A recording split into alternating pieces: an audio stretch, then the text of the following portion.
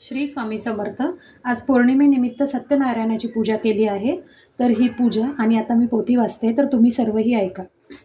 एका सत्यनारायण देवा तुमची कहाणी। काशीला शतानंद नावाचा एक ब्राह्मण राहत होता। तो गरीब होता, भिक्षा मागून कुटुंबाचे पोषण करी, मनात देवांचे स्मरण करी। एकदा एक वृद्ध ब्राह्मण त्याला वाटेत भेटला। तो शतानंदाला म्हणाला, बाबा रे, तू सत्यनारायणाला शरण जा, म्हणजेच तो प्रसन्न होईल। असे म्हणून प्रत्यक्ष सत्यनारायणच प्रगट झाले। त्यांनी त्याला सर्व पूजा विधी सांगितला। प्रसादासाठी गव्हाचा रवा, तूप, साखर, दूध, केळी वगैरे वस्तू सवा मापाने घेऊन त्यांचा शिरा करायला सांगितला। भक्तियुक्त अंतःकरणाने पूजा करतात त्यांना आपण प्रसन्न होतो, असं ते म्हणाले आणि गुप्त झाले। पुढे तो भिक्षेला गेला, त्याला खूप भिक्षा मिळाली। तशी त्याने पूजा साहित्य आणले, प्रसादाच्या वस्तू आणल्या आणि यथाविधी पूजा केली, कहाणी केली। प्रसाद आपण घेतला, सर्वांना वाटला। त्याने श्री सत्यनारायण संतोष पावला। ब्राह्मणाला धनसंपत्ती, वैभव सर्व काही मिळाले। एकदा एक भिल्ल त्या गावात लाकडाची मोळी विकायला नेहमीप्रमाणे आला। शतानंद ब्राह्मणाचे वैभव बघून तो थक्क झाला। तो गरिबाचा श्रीमंत कसा झाला, त्याने ब्राह्मणाला विचारले। हा सगळा सत्यनारायण पूजनाचा प्रताप आहे, असे ब्राह्मणाने सांगितले।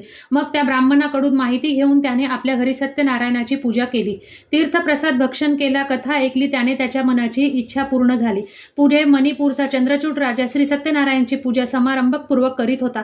तेवढ्यात रत्नपूरचा साधू नावाचा एक वाणी नौकेत बसून नदी मार्गे चालला असताना त्याने तो सोहळा पाहिला। नावेतून उतरून तिथे गेला। कोणाची पूजा कशी करावी, काय फळ मिळते म्हणून विचारले। त्या पूजेने संपत्ती, धन, दौलत वगैरे सर्व मिळतं, म्हणून मला संतती झाली तर मी सत्यनारायण पूजीन, असा नवस त्याने केला। त्याप्रमाणे सत्यनारायण कृपेने त्याला एक सुंदर कन्या झाली। तिचं कलावती असे नाव ठेवले। ती मोठी झाली। गोकांचनपूरच्या शंखपतीशी तिचे लग्न लावून दिले। त्याला घर जावाई केला। सगळे काही ठीक झाले, परंतु श्री सत्यनारायण पूजनाचा विसर पडला। एके दिवशी साधू वाण्याने सोनं, नाणे, हिरे माणके नौकेत भरली आणि जावयासह तो व्यापाराला निघाला। ठिकठिकाणी त्याने माल विकला, खूप फायदा मिळवला। पण काय झाले, त्या नगरातले राजभांडार त्याच रात्री चोरीला गेले। ते राजाला कळले। चोरांना पकडून आणा असा आदेश आला, पण सेवकांना चोर काही सापडेनात। मग त्यांनी काय केले, राजाच्या भीतीने साधू वाण्याला व त्याच्या जावयाला त्यांनी चोर म्हणून पकडले। त्यांनी कारागृहात टाकले। त्याची दौलत राजभांडारात जमा केली। इकडे साधू वाण्याची पत्नी लीलावती वाट पाहत होती।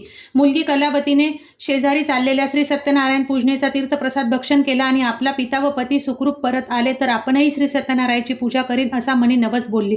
मग लीलावतीने साहित्य जमवून पूजा केली। सत्यनारायण संतुष्ट झाला। त्याच रात्री तो राजाच्या स्वप्नात गेला। साधू वाणी व त्यांचा जावई हे चोर नसून साव आहेत, त्यांना सोडून दे, असं म्हणाला। राजाने तसे केले। त्याने द्रव्य त्यांना दिले आणि त्यांचा सत्कार करून त्यांना जाऊ दिले। नौकेत बसून जात असताना संन्यासाचा वेश घेऊन सत्यनारायण त्या वाण्याला म्हणाले, नौकेत काय भरले आहे? वाणी म्हणाला, नौकेत पान पाचोळा वगैरे भरलेला आहे।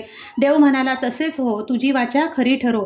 मग चमत्कार झाला। नौकेतले धन नाहीसे झाले, पान पाचोळा भरलेला दिसला। वाणी आकांत करू लागला। जावई म्हणाला, संन्यासाला खोटे सांगितले म्हणून असं झाले। आता त्याला शरण जा, क्षमा मागा। त्या संन्यासी रूपी सत्यनारायणे त्याने केलेल्या नवसाची आठवण करून दिली। वाण्याने नमस्कार करून क्षमा याचना केली। सत्यनारायणे कृपा करताच त्याचे धन होते तसे त्या नौकेत भरलेले दिसले। देवाचे आभार मानून सासरा जावई तिथून निघाले, आपल्या गावाजवळ आले। ते लीलावती व कलावतीला कळलं।